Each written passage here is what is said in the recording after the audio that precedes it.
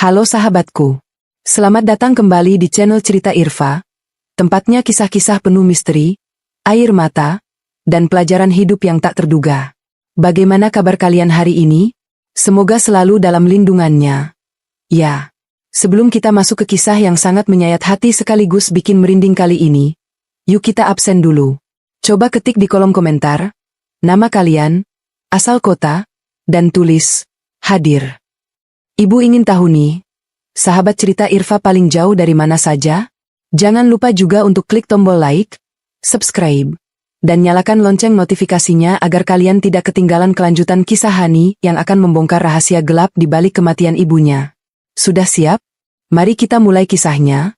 1 tahun telah berlalu sejak badai besar itu menghancurkan hidup Hani. Langit sore di pemakaman tampak mendung, seolah ikut merasakan perih yang masih bersarang di dada wanita muda itu. Hani bersimpuh di depan nisan marmer yang bertuliskan nama ibunya, Siti Aminah. Jemarinya yang gemetar mengusap permukaan batu yang dingin itu dengan penuh kasih. Ingatannya kembali pada malam nahas setahun lalu, saat mobil yang dikendarai ibunya terjun bebas ke dalam jurang yang gelap. Polisi hanya menemukan potongan kebaya hijau kesukaan ibunya yang tersangkut di dahan pohon dengan noda darah yang mengering. Namun jasad ibunya tidak pernah ditemukan. Pencarian berbulan-bulan tidak membuahkan hasil hingga akhirnya pengadilan menetapkan ibunya telah meninggal dunia. Di belakang Hani, Arga berdiri dengan gagah. Pria itu memegang payung hitam, melindung istri tercintanya dari rintik gerimis yang mulai turun. Wajah Arga tampak sangat tenang, nyaris tanpa celah. Sejak kepergian ibu, Arga adalah sosok pahlawan yang mengambil alih semua beban Hani. Arga yang mengurus seluruh administrasi warisan, Arga yang menjaga perusahaan tekstil peninggalan ibu agar tetap berdiri tegak, dan Arga jugalah yang selalu memeluk Hani setiap kali wanita itu terbangun tengah malam karena mimpi buruk. Bagi Hani, Arga adalah anugerah terbesar yang dikirimkan Tuhan untuk menggantikan sosok ibu yang hilang. Hani perlahan berdiri sambil menyeka air matanya. Arga dengan sigap merangkul bahunya, memberikan kehangatan yang selama ini menjadi sandaran Hani. Arga berbisik lembut, meyakinkan Hani bahwa ibu sudah bahagia di alam sana dan sekarang adalah waktunya bagi mereka untuk fokus pada masa depan mereka sendiri. Hani hanya bisa mengangguk lemah. Mereka berjalan perlahan menuju mobil mewah yang terparkir di gerbang pemakaman. Selama di dalam perjalanan, Hani lebih banyak melamun menatap keluar jendela. Ia melihat betapa pesatnya perubahan hidupnya dalam setahun ini. Rumah mereka semakin megah, mobil berganti baru, dan semua itu berkat kerja keras Arga dalam mengelola warisan ibu. Namun, di balik semua kenyamanan itu, ada sesuatu yang mengganjal di sudut hati Hani. Ada rasa hampa yang tidak bisa dijelaskan dengan kata-kata. Sesampainya di rumah, Arga langsung disibukkan dengan berbagai panggilan telepon bisnis. Hani melihat suaminya begitu sibuk mengatur jadwal pertemuan dan menandatangani dokumen-dokumen penting. Arga seringkali pulang terlambat, namun Hani selalu memaklumi karena ia tahu semua itu dilakukan Arga demi menjaga harta peninggalan ibu. Hani merasa sangat beruntung memiliki suami yang begitu bertanggung jawab, dan tidak sedikit pun mengeluh meski beban kerja yang dipikulnya sangat berat. Malam itu, setelah Arga terlelap, Hani duduk di balkon kamar sambil memandangi bintang-bintang. Ia teringat kembali pada pesan terakhir ibunya sebelum kecelakaan itu terjadi. Ibu pernah berkata bahwa ia ingin memberikan sesuatu yang sangat penting bagi masa depan Hani dan Arga. Namun, rencana itu terkubur bersama mobil yang hancur di dasar jurang. Hani menghela napas panjang, mencoba membuang pikiran-pikiran sedih yang menyiksanya. Ia harus kuat, demi Arga dan demi menghormati kerja keras ibunya selama ini. Ia tidak boleh terus-menerus meratapi masa lalu yang tidak akan pernah kembali. Keesokan paginya, rutinitas kembali berjalan seperti biasa. Arga berangkat ke kantor dengan setelan jas yang rapi, memberikan kecupan hangat di kening Hani sebelum pergi. Hani memutuskan untuk pergi ke pusat kota, berniat mencari udara segar dan membeli beberapa keperluan rumah tangga. Ia mengendarai mobilnya sendiri, mencoba untuk lebih mandiri tanpa harus selalu bergantung pada sopir. Jalanan kota pagi itu sangat padat, dan saat lampu merah menyala di sebuah persimpangan yang cukup kumuh, pandangan Hani teralih pada sosok wanita tua di trotoar. Wanita itu mengenakan pakaian yang sangat kotor dan compang-camping. Rambutnya putih tidak terawat, dan wajahnya dipenuhi debu jalanan. Ia duduk bersila sambil memegang sebuah kaleng kecil, mengharapkan belas kasih dari para pengguna jalan. Awalnya Hani hanya merasa iba seperti biasa, namun saat wanita itu menoleh dan menatap ke arah mobil Hani, jantung Hani seolah berhenti berdetak. Sorot mata itu sangat akrab. Cara wanita itu memiringkan kepalanya saat merasa lelah, persis seperti kebiasaan ibunya saat masih hidup. Hani merasa dunianya berputar. Ia mengucek matanya berkali-kali, meyakinkan diri bahwa ini hanyalah halusinasinya karena terlalu merindukan ibu. Namun, semakin ia memperhatikan, semakin ia yakin bahwa wanita itu memiliki ciri fisik yang identik dengan ibunya. Ada bekas luka bakar kecil di pergelangan tangan kiri wanita itu, tanda yang didapat ibu saat memasak untuk ulang tahun Hani 10 tahun yang lalu. Tanpa berpikir panjang, saat lampu berubah hijau, Hani tidak menjalankan mobilnya maju, melainkan menepi ke pinggir jalan dengan terburu-buru hingga menimbulkan bunyi klakson dari mobil di belakangnya. Hani keluar dari mobil dengan kaki yang terasa lemas seperti jeli. Ia berjalan mendekati pengemis tua itu dengan napas yang memburu. Semakin dekat jarak mereka, bau keringat dan debu menyengat indera penciumannya, namun itu tidak menghalangi instingnya sebagai seorang anak. Pengemis itu menunduk, tidak berani menatap orang yang mendekat. Hani berlutut di depan wanita itu, mengabaikan tatapan heran dari orang-orang di sekitar trotoar yang melihat wanita cantik berbaju mewah bersujud di depan pengemis kotor. Dengan suara bergetar, Hani memanggil satu kata yang sudah setahun ini tidak ia ucapkan secara langsung. "Ibu," bisiknya dengan sangat pelan. Pengemis itu tersentak. Tubuhnya gemetar hebat saat mendengar suara Hani. Perlahan, ia mengangkat wajahnya yang kuyu. Air mata mulai mengalir di pipi wanita tua itu, membentuk garis-garis bersih di antara debu yang menempel. Ia menatap Hani dengan pandangan yang sangat dalam, seolah-olah sedang mengumpulkan sisa-sisa ingatan yang tercerai-berai di kepalanya. Hani tidak tahan lagi, ia memegang tangan wanita itu. Tangan yang kasar, pecah-pecah, dan sangat dingin. Ia ingin menjerit, ingin menangis sejadi-jadinya, namun lidahnya terasa keluh. Namun, belum sempat Hani mengucapkan kata-kata lain, pengemis itu tiba-tiba mencengkeram lengan Hani dengan kuat. Kekuatannya sangat besar untuk ukuran wanita tua yang tampak lemah. Matanya yang tadi sayu tiba-tiba memancarkan amarah yang sangat pekat. Sebuah emosi yang tidak pernah Hani lihat dari sosok ibunya yang lembut. Suara pengemis itu keluar dengan parau dan pecah, seperti suara seseorang yang sudah lama tidak berbicara. Ia berkata dengan nada yang menusuk hingga ke tulang belakang Hani. "Apa suamimu sudah bahagia merasakan semua warisanku, setelah dia menyingkirkanku?" "Nak?" Kalimat itu bagaikan petir di siang bolong bagi Hani. Tubuhnya mendadak kaku, kepalanya terasa dihantam gada besar. Hani hanya bisa terpaku dengan air mata yang mulai menderas. Ia menatap wajah wanita di depannya, mencari kebohongan atau kegilaan di sana, namun yang ia temukan hanyalah kebenaran pahit yang mengerikan. Wanita itu adalah ibunya, dan ibunya baru saja menuduh Arga, suami yang sangat ia cintai, sebagai orang yang telah membuangnya. Teka-teki besar kini terbuka di depan mata Hani. Bagaimana mungkin ibunya masih hidup? Mengapa ia menjadi pengemis?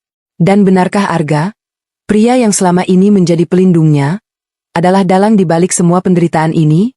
Hani merasa dunianya yang selama ini ia bangun dengan indah di atas fondasi cinta Arga, tiba-tiba runtuh seketika. Ia teringat kembali semua kebaikan Arga, semua perhatiannya, dan semua bantuan hukum yang Arga urus untuk warisan ibu. Semuanya terasa sangat masuk akal sekaligus sangat mustahil. Hani menangis terseduh-seduh di pangkuan pengemis itu, menyadari bahwa hidupnya selama setahun ini mungkin hanyalah sebuah sandiwara besar yang disusun dengan sangat rapi oleh orang yang paling ia percayai. Ibu mengelus rambut Hani dengan tangannya yang kotor, namun tatapannya tetap tajam menatap ke arah mobil mewah Hani yang terparkir tak jauh dari sana. Ibu tidak menangis lagi, ia seolah sudah kehabisan air mata selama setahun hidup di jalanan. Ia hanya terus membisikkan kata-kata yang sama, menanyakan kebahagiaan suaminya di atas penderitaan sang ibu. Hani sadar, mulai saat ini, hidupnya tidak akan pernah sama lagi. Ia harus mencari tahu apa yang sebenarnya terjadi, dan ia harus melakukan itu tanpa membuat Arga curiga sedikit pun. Perang dingin baru saja dimulai, dan Hani berdiri di tengah-tengah antara ibu kandung yang kembali dari kematian dan suami yang telah menjadi napas hidupnya selama ini. Hani terisak hebat di atas trotoar yang panas, mengabaikan debu yang menempel pada gaun mahalnya. Suara klakson kendaraan yang bersahutan di lampu merah terasa jauh, tertutup oleh dengungan di telinganya setelah mendengar kalimat ibunya. Apa maksud semua ini? Pikirannya berputar liar. Suaminya, Arga, pria yang bahkan tidak tega melihat Hani teriris pisau saat memasak. Mungkinkah pria yang sama tega menyingkirkan ibu mertuanya sendiri demi harta? Hani mendongak, menatap lekat mata wanita tua di depannya. Meskipun wajah itu kuyu dan kulitnya menghitam terpanggang matahari, binar di mata itu adalah binar yang sama yang selalu menyambut Hani setiap pulang sekolah dulu. Ibu kembali mencengkeram lengan Hani, kali ini lebih lembut namun penuh penekanan. Ibu membisikkan kata-kata yang membuat bulu kuduk Hani berdiri. Ibu mengatakan bahwa Arga tidak hanya menginginkan perusahaan, tapi Arga memiliki kebencian yang mendalam yang tidak ibu pahami sumbernya. Hani ingin menjerit. Ingin menanyakan bagaimana ibu bisa bertahan hidup, bagaimana ibu bisa sampai di jalanan ini, namun ibu tiba-tiba meletakkan telunjuknya di bibir yang pecah-pecah itu. Ibu memberi isyarat agar Hani diam karena ada sebuah mobil hitam yang tampak memperhatikan mereka dari seberang jalan. Hani menoleh sekilas, itu bukan mobil Arga, tapi instingnya mengatakan bahwa ia sedang diawasi. Hani segera menghapus air matanya dengan kasar. Ia menyadari bahwa membawa ibu pulang ke rumah besar mereka saat ini adalah tindakan bunuh diri. Jika benar Arga yang mencelakai ibu, maka membawa ibu kembali ke sana sama saja dengan menyerahkan domba ke mulut serigala. Hani memutar otak dengan cepat. Ia merogoh tasnya, mengambil seluruh uang tunai yang ada di dompetnya dan menyelipkannya ke tangan ibu. Namun ibu menolak uang itu. Ibu justru menarik tangan Hani dan meletakkan sebuah benda kecil yang terbungkus kain kusam yang sangat kotor. Ibu berbisik bahwa Hani harus menyimpan benda itu dan jangan pernah menunjukkannya pada Arga, siapapun yang terjadi. Dengan sisa kekuatan yang ada, Hani membantu ibu berdiri. Ia mengajak ibu berjalan perlahan menjauhi kerumunan lampu merah menuju sebuah gang sempit yang lebih sepi. Di sana, Hani memanggil taksi daring melalui ponselnya.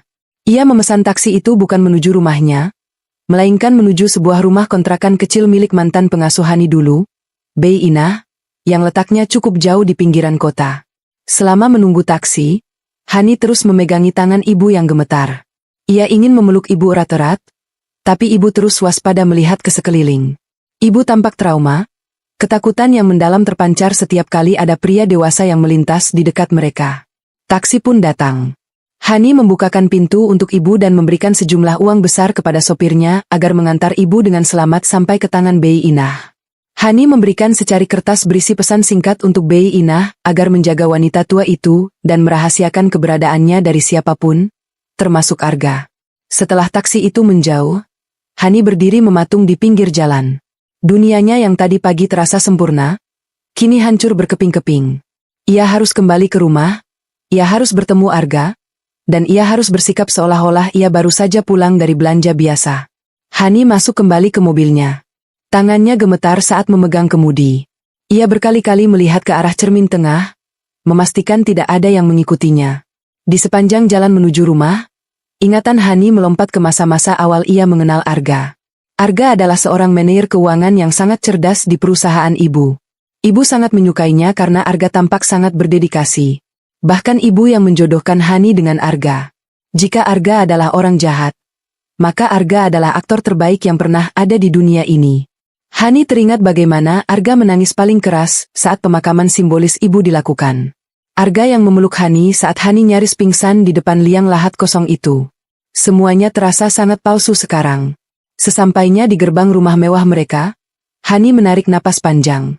Ia merapikan riasan wajahnya yang sedikit luntur karena tangis, memoleskan bedak dan lipstik untuk menutupi jejak kesedihannya. Ia harus menjadi aktris yang lebih hebat dari Arga. Saat pintu rumah terbuka, bau pengharum ruangan yang mewah menyambutnya. Namun bagi Hani, bau itu kini terasa menyesakkan, seperti bau penjara yang indah.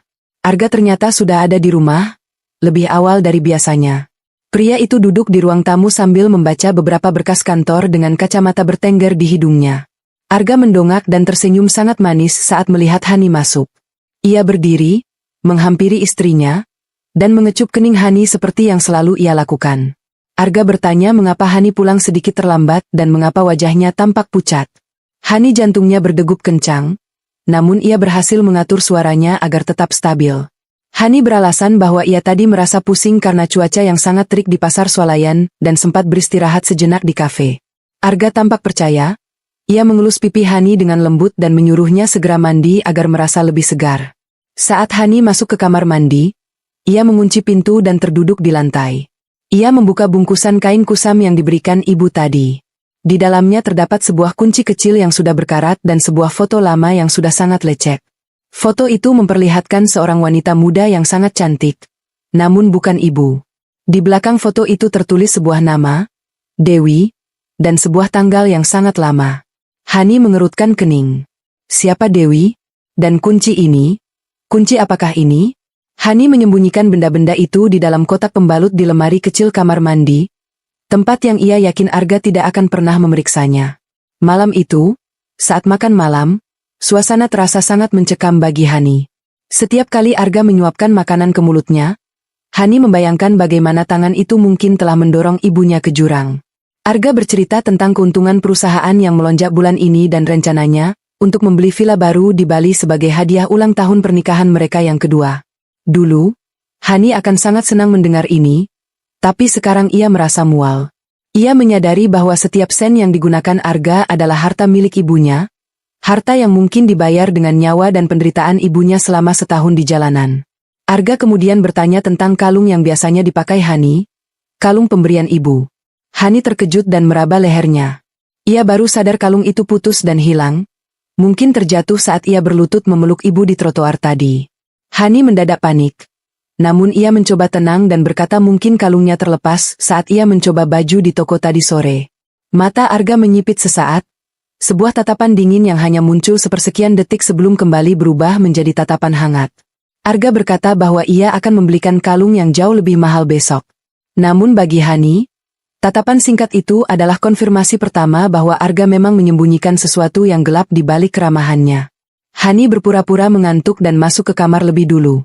Ia mematikan lampu, namun matanya tetap terjaga di dalam kegelapan. Ia mendengar Arga masih sibuk di ruang kerjanya. Hani perlahan bangkit dan berjalan tanpa suara menuju ruang kerja Arga yang pintunya sedikit terbuka. Dari celah pintu, Hani melihat Arga sedang berbicara di telepon dengan suara yang sangat rendah, hampir berbisik. Hani menajamkan pendengarannya. Arga menyebut-nyebut tentang pencarian di lampu merah dan wanita tua yang mirip. Jantung Hani nyaris melompat keluar. Arga sudah tahu. Arga ternyata memiliki mata-mata yang mengawasi jalanan itu. Hani segera kembali ke tempat tidur dan berpura-pura tidur nyenyak saat mendengar langkah kaki Arga mendekati kamar. Arga masuk, tidak langsung tidur, melainkan berdiri di samping tempat tidur sambil menatap Hani cukup lama dalam kegelapan. Hani bisa merasakan kehadiran Arga yang mengancam. Ia harus menahan napas agar tidak terlihat gemetar. Setelah beberapa menit yang terasa seperti selamanya, Arga akhirnya berbaring di sampingnya. Hani mengepalkan tangannya di bawah selimut. Ia sadar, mulai besok, ia tidak bisa lagi bergerak sendirian. Ia butuh bantuan seseorang yang tidak berhubungan dengan Arga. Pikiran Hani tertuju pada Dimas, sahabat lamanya yang kini bekerja sebagai pengacara sukses. Dimas adalah satu-satunya orang yang sejak dulu kurang menyukai Arga, namun Hani selalu menganggap Dimas hanya cemburu. Sekarang Hani sadar bahwa mungkin insting Dimas sebagai pengacara jauh lebih tajam darinya. Hani berjanji pada dirinya sendiri bahwa besok pagi, ia akan menemui Dimas secara rahasia. Ia harus membongkar identitas kunci berkarat itu, dan siapa sebenarnya wanita bernama Dewi di foto itu. Hani menatap langit-langit kamar dengan penuh tekad. Ibu sudah berjuang hidup setahun di jalanan demi menemuinya, maka Hani tidak boleh kalah. Ia akan menjemput keadilan bagi ibunya, meskipun ia harus menghancurkan pria yang pernah ia anggap sebagai belahan jiwanya. Pagi itu, suasana di rumah mewah Hani terasa sangat mencekam meskipun sinar matahari masuk dengan indahnya melalui jendela-jendela besar. Hani terbangun dengan perasaan was-was yang luar biasa. Ia melirik ke samping, tempat tidur Arga sudah kosong dan rapi. Arga memang selalu bangun lebih awal untuk berolahraga sebelum berangkat ke kantor. Namun kali ini Hani merasa ketidakhadiran suaminya adalah sebuah kesempatan emas sekaligus ancaman. Hani segera beranjak menuju kamar mandi, memastikan pintu terkunci rapat. Lalu ia mengambil kotak pembalut tempat ia menyembunyikan kunci berkarat dan foto wanita bernama Dewi tersebut. Hani menatap foto itu lekat-lekat di bawah cahaya lampu kamar mandi. Wanita itu memiliki sorot mata yang tajam, sangat berbeda dengan ibunya yang teduh. Siapa sebenarnya Dewi? Mengapa ibu menyimpannya selama setahun di jalanan seolah-olah benda ini adalah nyawanya? Hani segera memasukkan benda-benda itu ke dalam saku rahasia di dalam tas kerjanya. Ia tahu ia tidak bisa berlama-lama melamun. Ia harus segera menemui Dimas sebelum Arga mencurigai gerak-geriknya. Hani mengenakan pakaian kantor yang formal agar Arga mengira ia akan pergi ke butik atau melakukan urusan bisnis biasa. Saat menuruni tangga, Hani melihat Arga sedang menyesap kopi hitamnya di meja makan sambil menatap layar tabletnya.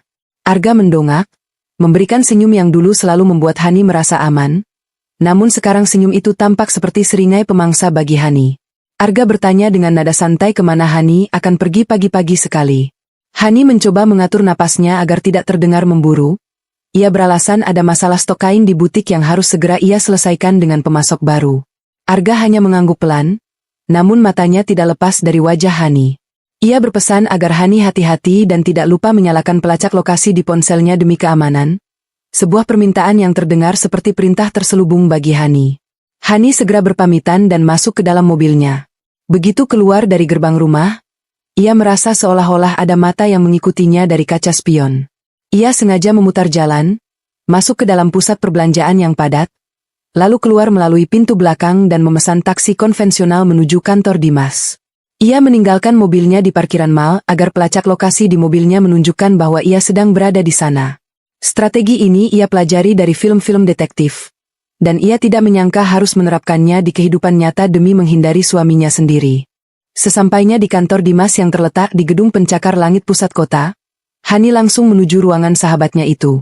Dimas terkejut melihat kedatangan Hani yang tiba-tiba dengan mata sembab dan wajah pucat. Hani tidak membuang waktu. Ia langsung menceritakan pertemuannya dengan ibu di lampu merah dan semua tuduhan yang ibu lontarkan pada Arga. Dimas terdiam 1000 bahasa. Ia tampak tidak terlalu terkejut, seolah-olah kecurigaannya selama ini akhirnya terbukti. Dimas mengambil foto wanita bernama Dewi itu dari tangan Hani dan mengerutkan keningnya dengan sangat dalam. Dimas berkata bahwa nama Dewi bukanlah nama yang asing di telinganya. Ia teringat sebuah kasus lama tentang perselisihan lahan dan penggelapan dana di perusahaan tekstil milik ibu belasan tahun yang lalu. Dewi adalah salah satu manajer kepercayaan ibu saat itu yang tiba-tiba menghilang setelah dituduh melakukan kecurangan. Hani merasa ada potongan teka-teki yang mulai menyatu. Ia kemudian menunjukkan kunci berkarat itu kepada Dimas. Dimas meneliti kunci tersebut dengan kaca pembesar. Ia melihat ada ukiran nomor seri yang sangat kecil di pangkal kunci tersebut. Dimas menduga ini adalah kunci loker atau brankas tua di sebuah bank yang sudah tidak beroperasi di pusat kota, atau mungkin kunci sebuah kotak deposit di firma hukum lama.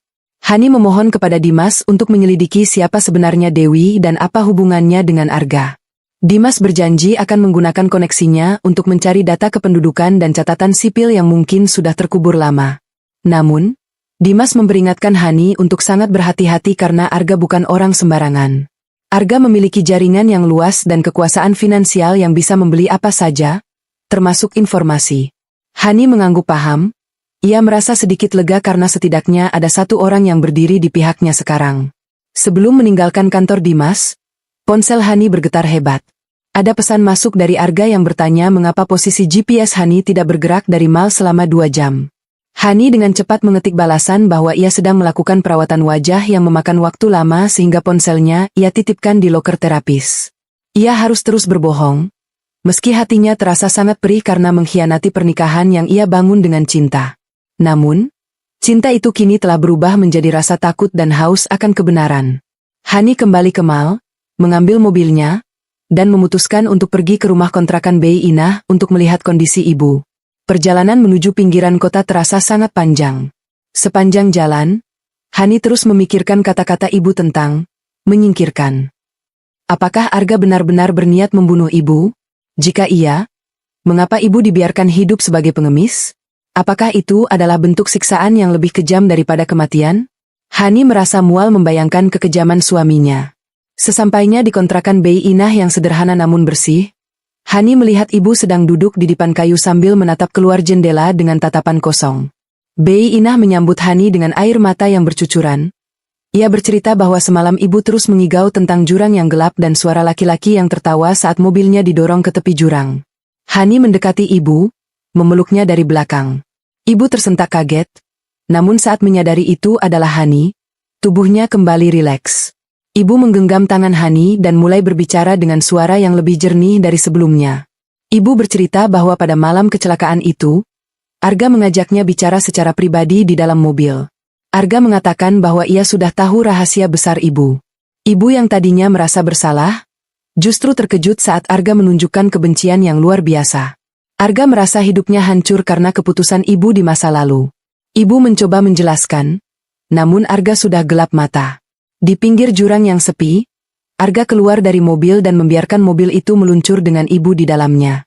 Ibu berhasil melompat keluar di detik terakhir sebelum mobil menghantam dasar jurang. Namun kepalanya terbentur batu besar yang membuatnya pingsan dan kehilangan ingatan selama berbulan-bulan. Ibu diselamatkan oleh seorang pemulung tua dan dibawa ke gubuknya. Selama setahun, ibu hidup dalam kebingungan, tidak tahu siapa dirinya, hingga akhirnya ingatan itu kembali sedikit demi sedikit saat ia melihat wajah Arga di sebuah papan iklan besar di pusat kota. Ibu kemudian mulai mencari jalan menuju rumah Hani, namun ia tidak memiliki uang dan penampilan yang layak, sehingga ia berakhir di lampu merah tersebut, menunggu kesempatan untuk bertemu Hani tanpa sepengetahuan Arga. Hani menangis sejadi-jadinya mendengar penderitaan ibunya. Ia merasa sangat bodoh karena selama ini hidup bahagia di atas penderitaan wanita yang melahirkannya. Ibu kemudian berbisik tentang foto Dewi. Ibu mengakui bahwa Dewi adalah saudara angkatnya yang dulu sangat iri padanya. Dewi mencintai pria yang sama dengan ibu, dan saat ibu menikah, Dewi bersumpah akan membalas dendam melalui anak-anak mereka. Hani terkejut. Apakah mungkin Arga adalah anak dari Dewi? Jika benar, berarti Arga mendekati Hani bukan karena cinta, melainkan sebagai bagian dari rencana balas dendam ibunya yang sudah lama direncanakan. Hani merasa seperti pion dalam papan catur yang dimainkan oleh orang-orang dari masa lalu. Hani harus segera pulang sebelum Arga kembali dari kantor. Ia berpamitan pada ibu dan Bei Inah, berjanji akan menjemput mereka secepat mungkin setelah semuanya aman. Saat berkendara pulang, hujan turun dengan sangat deras, seolah-olah alam sedang menangisi nasib Hani. Sesampainya di rumah, Hani melihat mobil Arga sudah terparkir di garasi. Ia merasa jantungnya berdegup sangat kencang hingga terasa sakit. Ia mencoba mengatur raut wajahnya di depan cermin mobil, memastikan tidak ada jejak tangis yang tersisa. Begitu masuk ke dalam rumah, lampu ruang tamu dalam keadaan mati, hanya ada cahaya remang-remang dari arah dapur. Hani berjalan perlahan, dan tiba-tiba ia melihat Arga berdiri di kegelapan dekat tangga. Arga tidak tersenyum kali ini. Ia memegang sebuah benda di tangannya, yang setelah Hani dekati, ternyata adalah kalung pemberian ibu yang Hani katakan hilang di mal. Arga menemukan kalung itu di bawah jok mobil Hani, tempat di mana Hani sempat panik dan tidak sengaja menjatuhkannya saat bertemu ibu kemarin. Arga berjalan mendekati Hani dengan langkah yang sangat pelan namun mengintimidasi. Ia bertanya dengan suara yang sangat dingin, mengapa kalung yang katanya hilang di mal bisa ada di dalam mobilnya. Arga juga bertanya kemana sebenarnya Hani pergi hari ini, karena ia sudah mengecek ke butik dan staf di sana mengatakan Hani tidak pernah datang sepanjang hari. Hani merasa terpojok, ia merasa seluruh oksigen di ruangan itu menghilang. Ia menatap mata Arga, mencari sisa-sisa pria yang ia cintai, namun yang ia temukan hanyalah sosok asing yang penuh dengan ancaman. Di babak ini, Hani menyadari bahwa sandiwaranya telah berakhir, dan permainan yang sesungguhnya baru saja dimulai. Hani merasa seolah-olah seluruh pasokan oksigen di ruang tamu itu tersedot habis, saat Arga mengangkat kalung perak bermata zamrud itu tepat di depan wajahnya. Cahaya lampu dari teras menyinari butiran kristal di kalung itu, memantulkan kilatan dingin yang seolah mengejek kebohongan Hani. Jantung Hani berdegup sangat kencang, suaranya terdengar seperti genderang perang di telinganya sendiri. Ia menelan ludah, mencoba mencari sisa-sisa keberanian yang tadi ia kumpulkan di rumah Bei Inah. Ia tahu, satu langkah salah dalam berucap, maka nasibnya dan ibu bisa berakhir tragis malam ini juga. Arga melangkah maju, memperpendek jarak di antara mereka hingga Hani bisa mencium aroma parfum kayu manis suaminya yang biasanya menenangkan, namun kini terasa memuakkan. Arga bertanya sekali lagi dengan nada yang sangat rendah, hampir seperti bisikan setan, menuntut penjelasan mengapa kalung yang katanya hilang di mal bisa ditemukan di bawah jok mobil. Hani memaksakan sebuah tawa kecil yang terdengar sumbang. Ia berkata dengan suara yang sedikit bergetar bahwa ia pasti ceroboh. Mungkin kalung itu jatuh saat ia sedang merapikan tas di dalam mobil sebelum masuk ke mal, dan ia baru menyadarinya sekarang. Namun, Arga tidak tampak puas dengan jawaban itu. Ia menatap Hani dengan mata yang menyipit, seolah sedang membedah isi kepala istrinya. Arga kemudian menyebutkan bahwa ia sudah menelepon butik, dan manajer di sana mengatakan Hani tidak pernah muncul sepanjang hari. Hani merasa dunianya runtuh seketika. Ia terdesak, namun insting bertahannya muncul. Hani membalas dengan nada sedikit tinggi, berpura-pura marah untuk menutupi ketakutannya.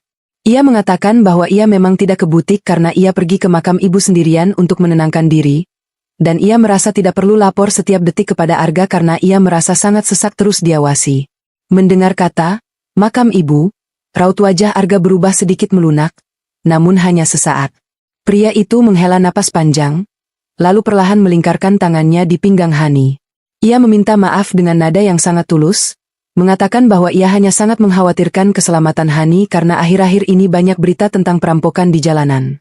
Arga mengecup kening Hani, namun bagi Hani, kecupan itu terasa seperti tanda kepemilikan seorang predator pada mangsanya. Arga menyuruh Hani segera beristirahat dan tidak perlu memikirkan pekerjaan dulu. Malam itu, di dalam kamar yang gelap, Hani berbaring memunggungi Arga. Ia tidak bisa tidur sedetik pun. Di dalam benaknya, ia terus memikirkan kunci berkarat dan foto wanita bernama Dewi. Hani menyadari bahwa rumah mewah ini bukan lagi tempat yang aman. Ia merasa setiap sudut ruangan memiliki telinga dan mata yang melapor pada Arga. Begitu ia mendengar dengkur halus suaminya, Hani perlahan bangun dan menuju balkon. Ia mengeluarkan ponsel rahasia yang tadi sempat ia beli saat di perjalanan pulang dan mengirim pesan singkat kepada Dimas. Ia meminta Dimas untuk mempercepat pencarian informasi tentang Dewi dan alamat bank atau tempat yang mungkin cocok dengan kunci berkarat tersebut. Keesokan harinya, Arga berangkat ke kantor lebih pagi dengan alasan ada rapat pemegang saham yang sangat penting. Begitu mobil Arga keluar dari gerbang, Hani langsung bergerak cepat. Ia tidak pergi ke butik, melainkan menuju perpustakaan daerah di pusat kota. Ia ingin mencari arsip berita lama tentang perusahaan tekstil ibunya dari belasan tahun yang lalu. Hani menghabiskan berjam-jam di depan komputer arsip, membolak-balik berita digital hingga matanya terasa perih. Akhirnya, ia menemukan sebuah berita kecil di pojok halaman surat kabar tahun 2010. Berita itu memuat tentang pengunduran diri salah satu manajer keuangan terbaik bernama Dewi Savitri karena dugaan penggelapan dana. Namun, yang membuat Hani nyaris berteriak adalah foto yang menyertai berita itu. Dewi Savitri tidak sendirian. Ia difoto sedang menggendong seorang anak laki-laki berusia sekitar 10 tahun. Anak itu memiliki tahi lalat kecil di bawah mata kirinya, persis seperti tahi lalat yang dimiliki Arga. Hani menutup mulutnya dengan tangan, air mata kemarahan mulai mengalir. Benar dugaan ibu, Arga adalah anak Dewi. Arga masuk ke dalam hidup Hani bukan karena kebetulan, tapi karena sebuah desain besar untuk membalas dendam atas kehancuran ibunya di masa lalu. Hani segera keluar dari perpustakaan dengan tubuh yang lemas. Ia merasa sangat bodoh karena telah menyerahkan seluruh hatinya dan harta ibunya kepada anak dari wanita yang pernah mengkhianati keluarganya. Saat ia berjalan menuju parkiran, ponsel rahasianya bergetar. Sebuah pesan dari Dimas masuk. Dimas mengatakan bahwa ia menemukan kecocokan untuk kunci berkarat tersebut. Kunci itu adalah kunci kotak deposit di sebuah gedung tua yang dulunya merupakan firma hukum keluarga Hani sebelum firma itu bangkrut. Lokasinya ada di kawasan kota tua yang sudah mulai terbengkalai. Tanpa membuang waktu, Hani memacu mobilnya menuju kawasan kota tua. Ia merasa dikejar oleh waktu. Ia harus menemukan apa yang disimpan ibu di sana sebelum Arga menyadari bahwa Hani sudah tahu identitas aslinya. Gedung tua itu tampak sangat kusam dengan cat yang mengelupas dan akar pohon yang merambat di dindingnya. Hani masuk ke dalam, disambut oleh aroma debu dan kertas tua yang menyengat. Seorang penjaga tua menyambutnya dengan tatapan curiga, namun setelah Hani menunjukkan kunci dan surat kuasa yang pernah ibu buatkan untuknya bertahun-tahun lalu, yang untungnya masih tersimpan di brankas butiknya, penjaga itu mengantarnya ke ruang bawah tanah. Di dalam sebuah kotak besi kecil nomor 402, Hani menemukan tumpukan dokumen yang sudah menguning. Di tumpukan paling atas terdapat sebuah surat bertuliskan tangan ibu yang ditujukan untuk Hani. Hani membaca surat itu dengan tangan gemetar. Di dalam surat itu, ibu menceritakan bahwa ia sebenarnya tahu Arga adalah anak Dewi sejak awal Arga melamar kerja. Ibu menerimanya karena ingin menebus kesalahan di masa lalu karena telah memecat Dewi secara tidak terhormat. Ibu ingin memberi Arga kesempatan untuk hidup baik. Namun, ibu mulai curiga saat menemukan dokumen palsu yang dibuat Arga untuk mengalihkan aset perusahaan secara perlahan ke sebuah yayasan di luar negeri. Di bawah surat itu, terdapat bukti transfer dan dokumen asli kepemilikan perusahaan yang selama ini dicari-cari oleh Arga. Ternyata, warisan yang selama ini dikelola Arga hanyalah cangkang kosong. Aset asli yang bernilai triliunan rupiah masih terkunci atas nama Hani sepenuhnya dengan syarat ibu masih hidup atau jasadnya ditemukan. Hani menyadari mengapa Arga tidak membunuh ibu secara langsung dan membiarkannya hidup sebagai pengemis. Arga butuh ibu menghilang namun tidak dinyatakan mati secara resmi sampai seluruh proses pengalihan aset selesai. Atau ia butuh ibu tetap hidup namun dalam kondisi tidak berdaya agar bisa dipaksa menandatangani dokumen terakhir. Hani segera memasukkan semua dokumen itu ke dalam tasnya. Ia merasa memiliki senjata yang sangat kuat sekarang. Namun, saat ia berbalik ingin keluar dari ruang bawah tanah, langkahnya terhenti. Di ujung lorong yang gelap, berdiri sebuah bayangan tinggi yang sangat ia kenal. Arga berdiri di sana dengan wajah yang sangat dingin, tanpa senyum, tanpa topeng keramahan lagi. Di tangannya, Arga memegang ponsel Hani yang asli, yang ternyata telah ia pasangi alat penyadap suara jarak jauh. Arga melangkah maju ke dalam cahaya lampu yang remang-remang. Ia berkata dengan nada datar bahwa ia sudah menduga Hani akan pergi ke tempat ini suatu hari nanti. Arga mengaku bahwa ia meremehkan kecerdasan Hani. Ia mengira Hani hanya wanita manja yang hanya tahu soal mode dan kecantikan. Arga tertawa kecil, sebuah tawa yang terdengar sangat mengerikan di dalam ruangan sunyi itu. Ia mengatakan bahwa semua sudah terlambat. Ia sudah menyiapkan dokumen baru yang akan membuat Hani tampak seperti orang yang tidak stabil secara mental, sehingga seluruh kendali aset akan jatuh ke tangannya sebagai suami sah. Hani mundur perlahan, mencoba mencari jalan keluar, namun Arga terus mendekat. Arga mengatakan bahwa Hani harus ikut bersamanya sekarang jika tidak ingin terjadi sesuatu pada wanita tua di pinggiran kota. Darah Hani mendesir hebat. Arga sudah tahu keberadaan ibu di rumah Bei Inah. Hani merasa dunianya gelap sesaat. Arga mengancam akan menghabisi ibu jika Hani tidak menyerahkan dokumen yang baru saja ia ambil dari kotak deposit itu. Hani mendekap tasnya erat-erat. Ia merasa terjepit di antara dua pilihan yang mustahil, menyelamatkan harta ibunya atau menyelamatkan nyawa ibunya. Di tengah ketegangan itu, tiba-tiba terdengar suara langkah kaki banyak orang dari arah tangga. Arga tampak terkejut dan menoleh ke arah pintu. Apakah itu polisi? Atau orang-orang suruhan Arga yang lain? Hani memanfaatkan kelengahan Arga untuk berlari menuju celah di antara lemari-lemari besi tua. Ia tahu ia tidak boleh tertangkap di sini. Perang terbuka kini benar-benar pecah, dan Hani harus bertaruh dengan nyawanya untuk melindungi rahasia terakhir ibunya. Hani berlari sekuat tenaga menembus kegelapan lorong ruang bawah tanah yang pengap itu. Suara langkah sepatu pantofel Arga yang menghantam lantai semen terdengar bergema, menciptakan irama teror yang memacu adrenalin Hani hingga ke puncaknya. Ia tidak peduli lagi dengan debu yang mengotori blazer mahalnya atau napasnya yang mulai tersengal parah. Di dalam dekapannya, tas berisi dokumen asli aset perusahaan dan surat dari ibu adalah satu-satunya senjata yang ia miliki untuk menghancurkan topeng suaminya. Arga berteriak memanggil nama Hani dengan nada yang tidak lagi lembut, melainkan penuh dengan ancaman yang menggelegar. Arga mengatakan bahwa Hani tidak akan bisa lari jauh karena semua pintu keluar sudah dijaga oleh orang-orangnya. Hani terus berlari hingga ia menemukan sebuah tangga darurat kecil di sudut ruangan yang tertutup tumpukan kursi kayu tua. Dengan sisa tenaganya, ia menggeser kursi-kursi itu dan menyelinap naik. Ia keluar di sebuah gang sempit di samping gedung firma hukum tua tersebut.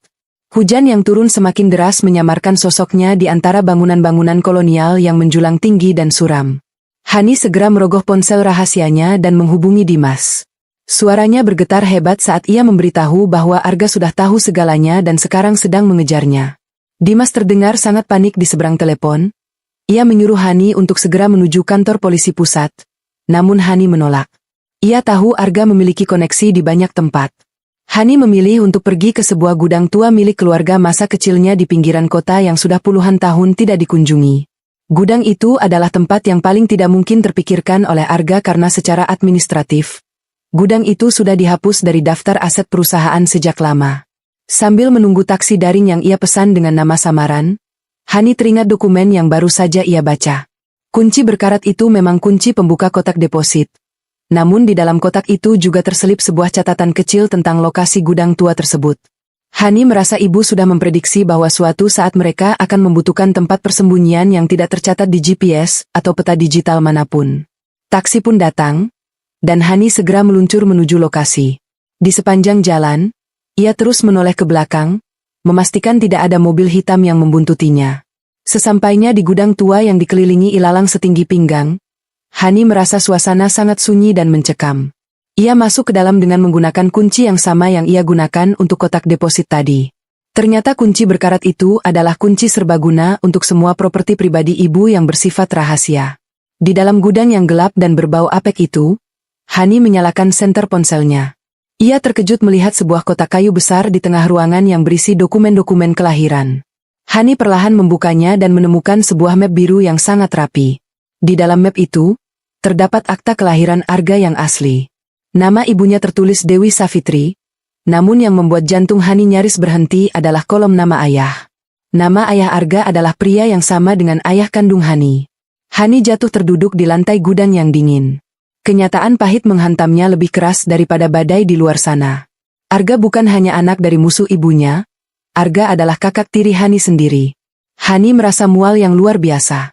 Pernikahannya selama 2 tahun ini adalah sebuah inses yang direncanakan dengan sangat rapi oleh Dewi untuk menghancurkan garis keturunan ibu. Air mata Hani tumpah bukan lagi karena sedih, tapi karena rasa jijik dan kemarahan yang meluap-luap. Ia menyadari mengapa Arga begitu membenci ibu. Arga merasa ibunya, Dewi, disingkirkan oleh ibu agar ibu bisa memiliki ayah Hani sepenuhnya. Arga tumbuh besar dengan narasi kebencian yang dicekoki oleh Dewi sejak kecil. Warisan yang ia incar bukan hanya soal uang, tapi soal mengambil kembali apa yang ia anggap sebagai haknya sebagai anak lelaki tertua, meski ia lahir dari hubungan gelap. Hani segera mengambil foto dokumen-dokumen itu dan mengirimkannya kepada Dimas sebagai cadangan. Namun, saat ia sedang sibuk mengirim data, terdengar suara mesin mobil yang mendekat ke arah gudang. Lampu sorot mobil menembus celah-celah dinding kayu gudang yang sudah lapuk. Hani mematikan senter ponselnya dan bersembunyi di balik tumpukan karung goni. Ia mendengar suara pintu mobil ditutup dan langkah kaki beberapa orang yang berjalan di atas rumput kering. Itu bukan suara Arga. Itu adalah suara seorang wanita yang terdengar sangat berwibawa namun penuh dengan nada sinis. Wanita itu memanggil nama Hani, menyuruhnya keluar karena ia tahu Hani ada di dalam. Hani mengintip dari balik karung dan melihat seorang wanita parubaya dengan pakaian sangat mewah berdiri di tengah gudang. Wajahnya sangat mirip dengan wanita di foto yang ibu simpan. Itu adalah Dewi Savitri, ibu kandung Arga yang selama ini dikira sudah meninggal atau menghilang. Dewi berjalan perlahan sambil mengayunkan tongkat peraknya.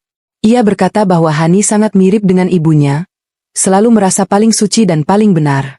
Dewi bercerita bahwa ia menghabiskan puluhan tahun untuk merancang momen ini. Ia sengaja mengirim Arga untuk mendekati Hani, membuat Hani jatuh cinta, dan membiarkan mereka menikah agar ia bisa melihat ibu hancur perlahan saat mengetahui menantunya adalah anak dari wanita yang paling ia benci. Dewi tertawa dingin, suaranya menggema di ruangan sunyi itu seperti suara hantu dari masa lalu. Hani akhirnya memberanikan diri untuk keluar dari persembunyiannya. Ia berdiri tegak menatap Dewi dengan penuh kebencian. Hani mengatakan bahwa rencana Dewi sudah gagal karena ibu masih hidup. Mendengar hal itu, ekspresi wajah Dewi berubah menjadi sangat liar. Ia tidak percaya bahwa wanita yang sudah didorong ke jurang oleh putranya sendiri bisa selamat. Dewi berteriak memerintahkan 2 orang pria berbadan besar yang bersamanya untuk menggeledah Hani dan mengambil tasnya. Terjadi aksi tarik-menarik yang hebat. Hani berusaha mempertahankan tasnya sekuat tenaga. Salah satu pria itu menampar Hani hingga ia tersungkur, namun Hani tidak melepaskan dokumen itu. Di saat genting tersebut, tiba-tiba pintu gudang didobrak dari luar. Arga muncul dengan wajah yang sangat kalut. Ia melihat Hani tersungkur di lantai dan ibunya, Dewi, berdiri di sana. Arga berteriak menyuruh orang-orang ibunya untuk melepaskan Hani. Terjadi konfrontasi antara ibu dan anak. Arga tampak tidak setuju dengan cara kasar yang dilakukan Dewi. Arga mengaku pada Dewi bahwa ia memang membenci ibu, tapi ia tidak pernah setuju untuk menyakiti Hani lebih jauh setelah ia mengetahui kebenaran bahwa Hani adalah adiknya sendiri. Arga tampak mengalami konflik batin yang luar biasa selama setahun ini. Di satu sisi ia ingin harta, di sisi lain ia merasa berdosa setiap kali menyentuh Hani. Arga mendekati Hani dan mencoba membantunya berdiri, namun Hani menepis tangan Arga dengan penuh rasa jijik. Hani meludahi lantai di depan Arga dan menyebutnya sebagai monster yang tidak punya hati. Dewi yang melihat putranya mulai lembek, menjadi sangat marah. Ia mengambil pistol kecil dari dalam tasnya dan mengarahkannya pada Hani. Ia berkata jika ia tidak bisa memiliki hartanya, maka tidak boleh ada seorang pun yang memilikinya, termasuk Hani yang merupakan sisa-sisa keturunan musuhnya. Arga langsung berdiri di depan Hani, melindungi adiknya itu dari moncong senjata ibunya sendiri. Suasana di dalam gudang menjadi sangat kacau. Arga memohon pada ibunya untuk berhenti dan pergi ke luar negeri bersama uang yang sudah mereka kumpulkan sejauh ini. Namun, Dewi sudah kehilangan akal sehatnya. Obsesi dendamnya selama belasan tahun telah membuatnya buta. Saat Dewi hendak menarik pelatuknya, terdengar suara sirine polisi yang meraung-raung dari kejauhan. Ternyata Dimas tidak datang sendiri. Ia membawa pasukan kepolisian setelah melacak koordinat ponsel rahasia Hani. Orang-orang suruhan Dewi panik dan mencoba melarikan diri melalui pintu belakang. Namun mereka segera dikepung. Dewi tertawa histeris, menyadari bahwa pelariannya sudah berakhir. Ia menatap Arga dengan penuh kekecewaan, menyebut Arga sebagai kegagalannya yang terbesar karena telah jatuh cinta pada musuhnya sendiri. Sebelum polisi masuk, Arga menatap Hani untuk terakhir kalinya dengan tatapan yang sangat sedih dan penuh penyesalan. Ia berbisik pelan, meminta maaf atas semua penderitaan yang ia berikan pada Hani dan ibu. Arga kemudian merebut pistol dari tangan ibunya dan mencoba melakukan tindakan nekat. Hani berteriak histeris melihat drama keluarga yang begitu kelam di depan matanya. Polisi merangsek masuk dan berhasil melumpuhkan Dewi serta Arga sebelum ada peluru yang meletus. Mereka berdua diborgol di depan mata Hani. Hani hanya bisa terduduk lemas di tanah, memeluk tas dokumennya erat-erat seolah-olah itu adalah satu-satunya pegangannya di dunia ini. Ia menyadari bahwa kemenangan ini terasa sangat pahit. Ia berhasil mendapatkan hartanya kembali, ia berhasil menyelamatkan ibunya, namun ia harus menerima kenyataan bahwa hidupnya selama 2 tahun ini adalah sebuah kebohongan besar yang melibatkan darah dagingnya sendiri. Hani dibawa keluar dari gudang oleh Dimas yang langsung menyelimutinya dengan jaket. Di bawah guyuran hujan, Hani menatap mobil polisi yang membawa Arga dan Dewi pergi. Ia tahu, setelah malam ini, ia harus memulai hidup yang benar-benar baru. Ia harus menemui ibu di rumah Bei Inah dan menceritakan kebenaran tentang Arga, sebuah kebenaran yang mungkin akan menghancurkan hati ibu sekali lagi. Namun, Hani berjanji pada dirinya sendiri bahwa ia akan menjadi pelindung bagi ibunya, seperti cara ibu melindunginya selama ini melalui kunci berkarat yang tak ternilai harganya itu. Hani duduk tertegun di dalam mobil Dimas yang melaju menembus kegelapan malam menuju rumah kontrakan Bei Inah. Di pangkuannya, tas berisi dokumen-dokumen itu terasa sangat berat, seolah membawa beban dosa masa lalu yang baru saja ia bongkar. Hujan sudah mereda, menyisakan bau tanah yang basah dan hawa dingin yang menusuk hingga ke tulang. Dimas sesekali melirik Hani dengan tatapan cemas, namun ia memilih untuk diam, memberikan ruang bagi sahabatnya itu untuk menata kepingan hatinya yang hancur. Hani menatap keluar jendela, melihat lampu-lampu jalan yang kabur oleh sisa air mata di pelupuk matanya. Ia tidak tahu bagaimana harus memulai kalimat pertama saat bertemu ibu nanti.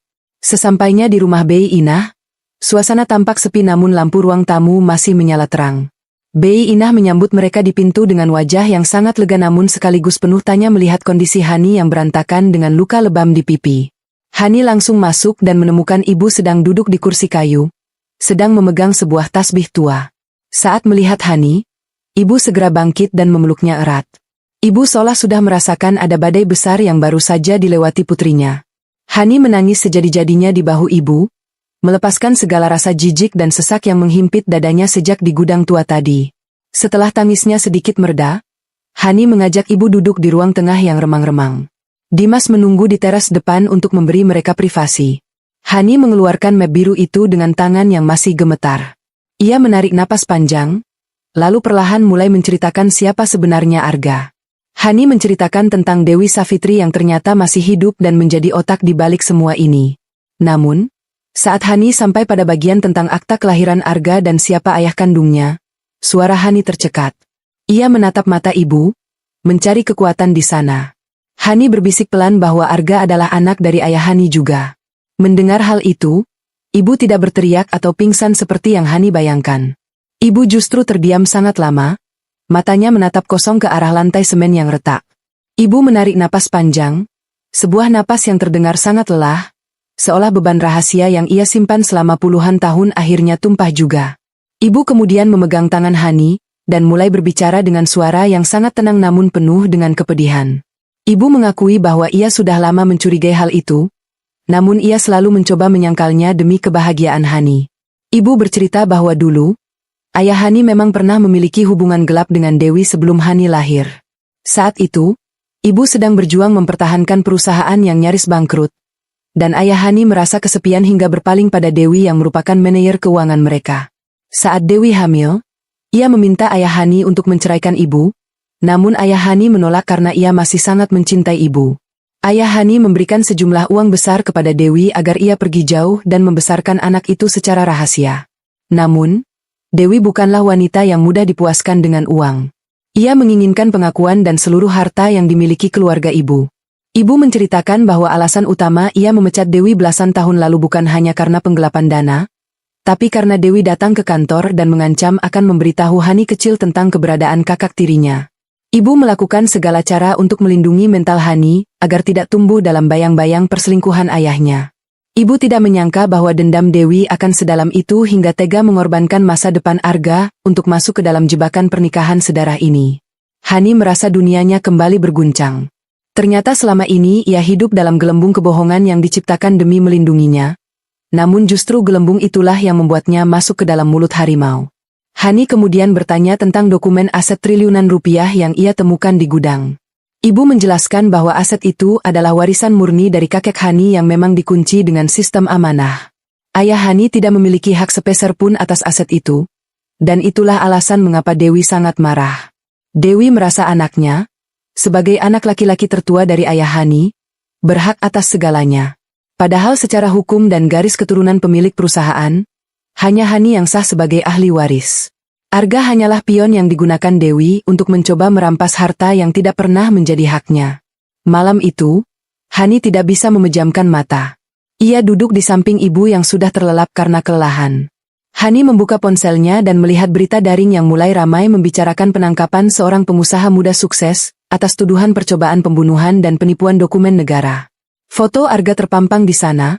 Namun kali ini Hani tidak melihatnya sebagai suami yang tampan, melainkan sebagai seorang pria yang jiwanya telah diracuni oleh kebencian ibunya sendiri. Hani merasa ada secercah rasa kasihan pada Arga, namun rasa sakit hati dan pengkhianatan jauh lebih besar menguasai dirinya. Keesokan paginya, Dimas datang kembali membawa kabar baru dari kepolisian. Arga ternyata mulai berbicara. Di dalam sel tahanan, Arga memberikan pengakuan yang mengejutkan bahwa ia sebenarnya sempat ingin menghentikan rencana ibunya sebulan sebelum kecelakaan ibu terjadi. Arga mengaku bahwa ia benar-benar jatuh cinta pada Hani dan tidak ingin menyakiti keluarga Hani lagi. Namun, Dewi mengancam akan menyakiti Hani jika Arga berani berkhianat. Arga tertekan di antara rasa cintanya pada Hani dan rasa takutnya pada ibunya yang manipulatif. Arga jugalah yang secara diam-diam membayar pemulung untuk merawat ibu di gubuk selama setahun ini, karena ia tidak tega melihat ibu benar-benar mati, namun ia juga terlalu takut untuk membawa ibu kembali. Hani mendengarkan penjelasan Dimas dengan perasaan yang campur aduk. Jadi, selama setahun ini Arga tahu ibu masih hidup? Arga membiarkan ibu menderita di jalanan hanya agar ia tetap bisa bersama Hani? Bagi Hani, itu bukan cinta, melainkan sebuah egoisme yang sangat kejam. Hani meminta Dimas untuk mengurus semua proses perceraiannya sesegera mungkin. Ia tidak ingin memiliki hubungan apapun lagi dengan Arga, meski pria itu memiliki darah yang sama dengannya. Hani ingin menghapus setiap jejak Arga dari hidupnya, mulai dari nama belakangnya hingga memori di dalam rumah mewah itu. Hani dan ibu kemudian memutuskan untuk kembali ke rumah besar mereka, namun kali ini dikawal ketat oleh tim keamanan yang disewa Dimas. Hani ingin mengambil kembali otoritasnya di perusahaan dan rumah tersebut. Saat memasuki gerbang rumah, para asisten rumah tangga menyambut ibu dengan tangisan haru. Mereka tidak menyangka nyonya besar mereka masih hidup setelah dinyatakan meninggal setahun lalu.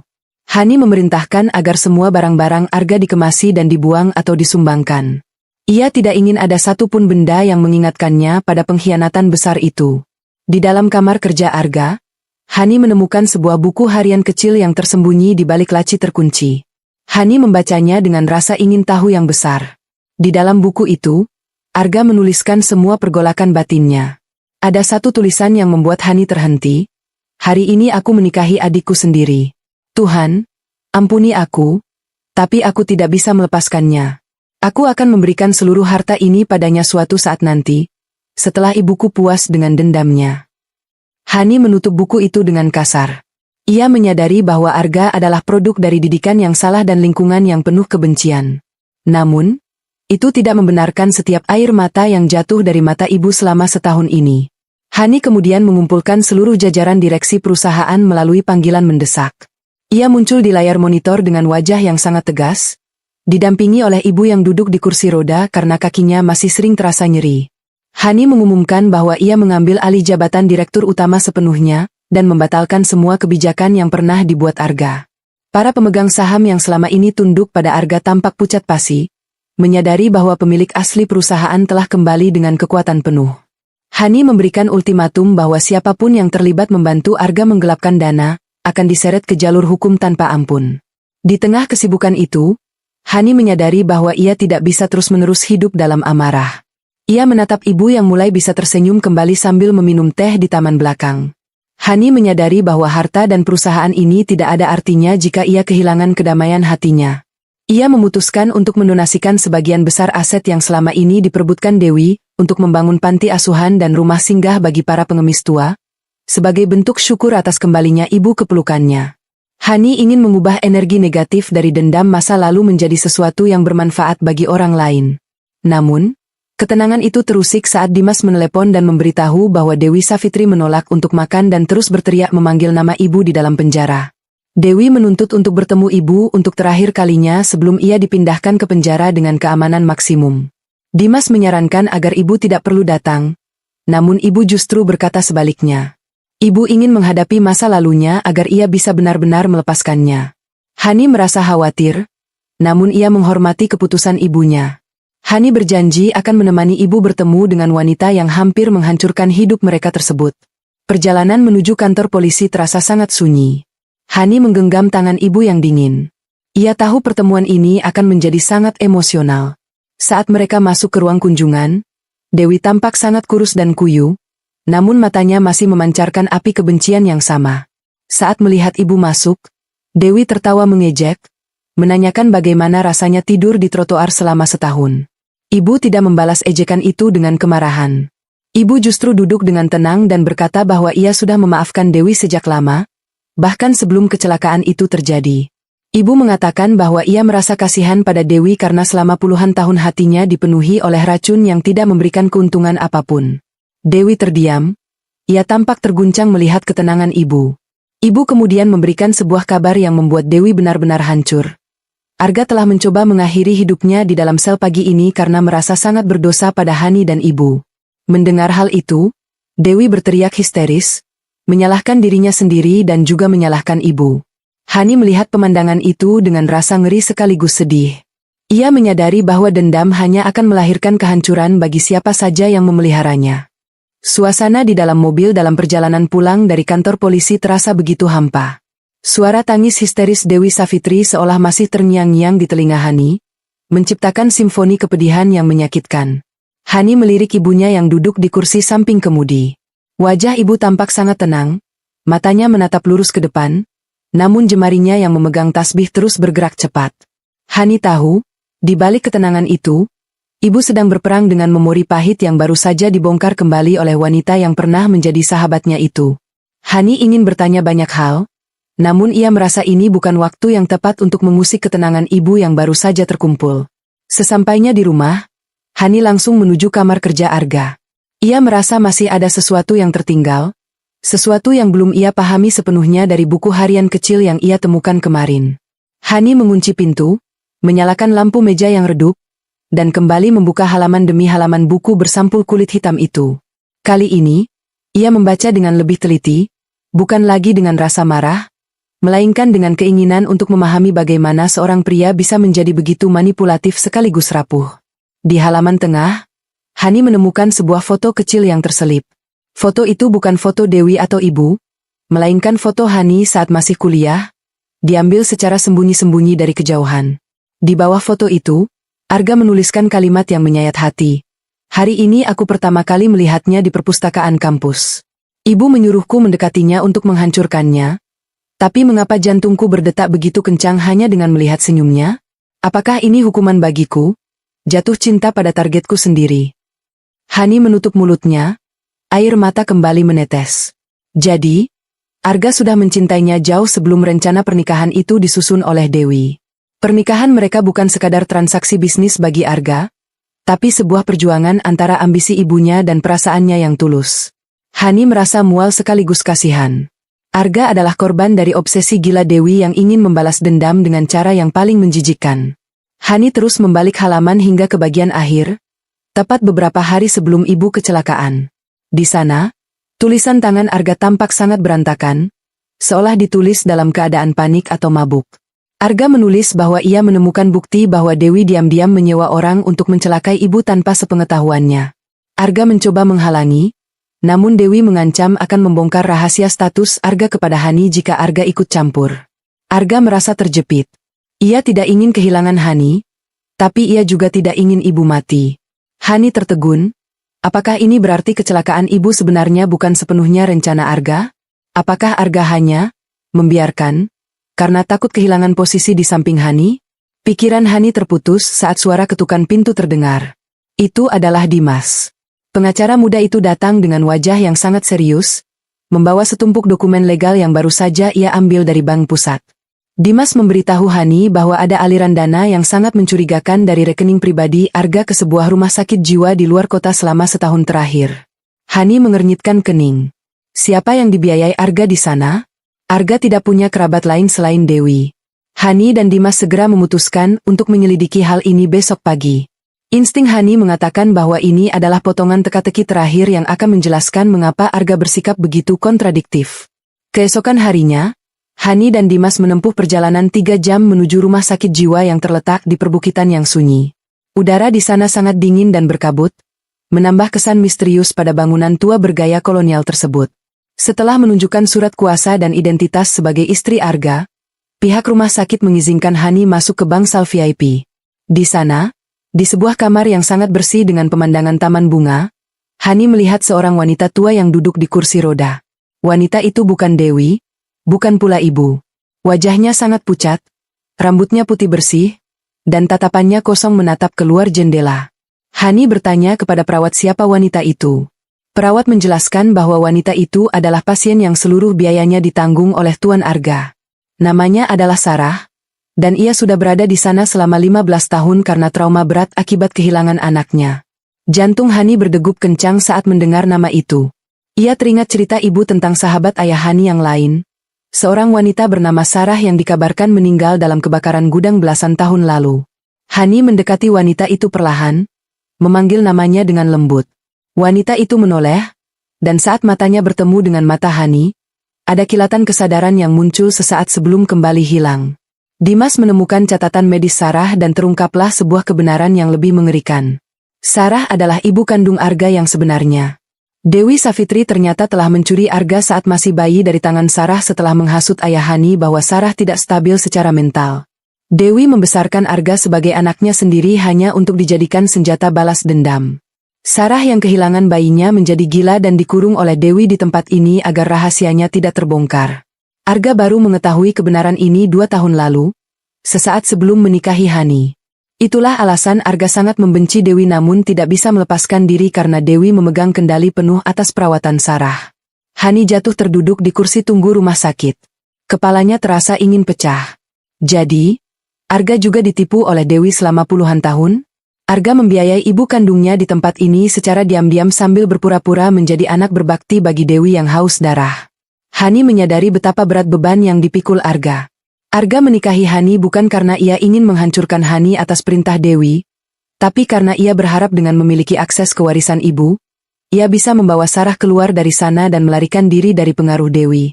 Namun, Dewi terlalu kuat dan licik, membuat Arga terjebak dalam lingkaran setan yang tak berujung. Hani menatap Sarah yang malang itu dengan rasa iba yang mendalam. Ia merasa kemarahannya pada Arga mulai luntur, berganti dengan rasa sedih yang luar biasa. Arga adalah seorang anak yang hanya ingin menyelamatkan ibunya, namun ia memilih jalan yang salah. Hani segera menghubungi rumah sakit tempat Arga dirawat setelah percobaan bunuh dirinya. Ia ingin bicara dengan Arga. Ia ingin tahu apakah Arga masih memiliki keinginan untuk hidup setelah rahasia ini terbongkar. Dimas mencoba menahan Hani, memperingatkan bahwa Arga tetaplah pria yang sudah berbohong dan mencelakai ibu, namun Hani bersikeras. Ia merasa harus meluruskan benang kusut ini demi kedamaian semua orang. Sesampainya di rumah sakit tempat Arga dirawat, Hani melihat Arga terbaring lemah dengan banyak selang di tubuhnya. Wajahnya yang biasanya sombong kini tampak sangat rapuh dan pucat. Saat Arga membuka matanya dan melihat Hani, air mata langsung mengalir di sudut matanya yang cekung. Arga mencoba bicara namun suaranya hanya berupa bisikan parau. Ia memohon maaf berulang kali, bukan soal uang, tapi soal kebohongan identitasnya. Hani memegang tangan Arga, memberitahu bahwa ia sudah tahu tentang Sarah. Arga tersentak. Tubuhnya gemetar hebat. Ia merasa rahasia terdalamnya sudah terbuka lebar di depan wanita yang paling ia cintai sekaligus ia sakiti. Arga mengakui bahwa malam kecelakaan ibu, ia sebenarnya ingin membawa ibu menemui Sarah agar ibu tahu betapa jahatnya Dewi. Namun di tengah jalan, mobil mereka disabotase oleh orang suruhan Dewi hingga remnya blong. Arga berhasil melompat keluar dan mencoba menarik ibu, tapi ia gagal.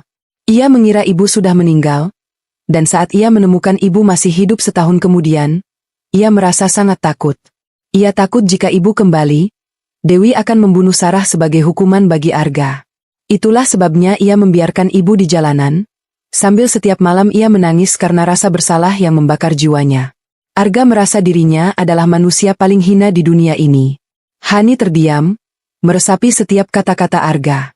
Ia melihat seorang pria yang hancur karena cinta yang salah pada dua orang ibu, satu ibu kandung yang malang, dan satu ibu angkat yang iblis. Hani berkata pada Arga bahwa ia akan mengurus perpindahan Sarah ke fasilitas yang lebih baik dan aman dari jangkauan Dewi. Namun, Hani juga menegaskan bahwa hubungan mereka sudah berakhir secara hukum dan hati. Ia memaafkan Arga sebagai sesama manusia yang menjadi korban Dewi, namun ia tidak bisa kembali menjadi istrinya. Arga mengangguk lemah, ia menerima konsekuensi itu dengan lapang dada. Baginya, mengetahui Sarah aman dan Hani memaafkannya sudah lebih dari cukup untuk membuatnya ingin terus bernapas. Hani keluar dari ruang perawatan dengan perasaan yang jauh lebih ringan. Ia kembali ke rumah dan menceritakan semuanya pada ibu. Ibu menangis mendengar nasib Sarah, sahabat lamanya yang ternyata masih hidup dalam penderitaan. Ibu meminta Hani untuk membawa Sarah pulang ke rumah mereka saja. Ibu ingin merawat Sarah sebagai bentuk penebusan karena dulu ia tidak cukup gigih mencari keberadaan Sarah. Hani setuju. Ia merasa rumah besar itu butuh energi baru yang penuh kasih sayang untuk menghapus jejak-jejak kegelapan masa lalu. Mereka mulai merencanakan renovasi kecil untuk menyambut kedatangan Sarah. Namun, di tengah persiapan itu, sebuah ancaman baru muncul. Dewi Savitri yang berada di penjara ternyata masih memiliki kartu as. Melalui pengacaranya, Dewi mengirimkan sebuah pesan kepada Hani. Jika Hani berani membawa Sarah keluar dari rumah sakit itu, Dewi akan membocorkan sebuah rahasia besar tentang ayah Hani yang akan menghancurkan reputasi perusahaan dan nama baik ibu selamanya. Hani memegang surat itu dengan tangan gemetar. Ternyata iblis itu belum menyerah. Dewi ingin terus memegang kendali meski dari balik jeruji besi. Hani menatap ibu yang sedang asyik menanam bunga di taman. Ia bersumpah tidak akan membiarkan wanita itu mengganggu kebahagiaan mereka lagi. Hani mengumpulkan Dimas dan tim detektif swastanya. Ia tidak akan tunduk pada ancaman Dewi kali ini. Ia akan membalas dengan cara yang sama, mencari titik lemah Dewi yang paling rahasia. Hani menyadari bahwa untuk mengalahkan iblis, ia terkadang harus berani menatap langsung ke dalam kegelapan. Perang ini belum usai, dan babak baru yang lebih berbahaya bagi reputasi keluarga Hani baru saja dimulai. Hani siap mempertaruhkan segalanya demi melindungi kebenaran dan orang-orang yang ia cintai.